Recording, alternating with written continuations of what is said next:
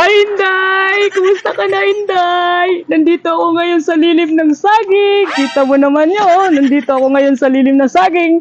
Naalala ko noon, Inday, na sinabihan mo ako noon na lagi tayo sa ilalim ng saging. Kasi sinabi mo sa akin noon na mas malamig sa saging. At dito tayo naglabing-labing. Kumusta ka na, Inday? Namiss na kita, Inday. Anong ginawa mo sa akin? Nagkaganito-ganito na ako, Inday. Pulubi na talaga ako. Binatang may kapansanan sa isip at pulubi na nang dahil sa iyo, Inday. Inday, saan ka ba ngayon? Lagi kong nasa isip kapag makakain ako nito ng saging ko. Naalala kita, Inday, kasi paborito mo ito sa akin. Kaya't niredy ko to, Inday, para sa'yo. At ikaw lang makakain ng saging ko, Inday. Sarap-sarap nito, Inday,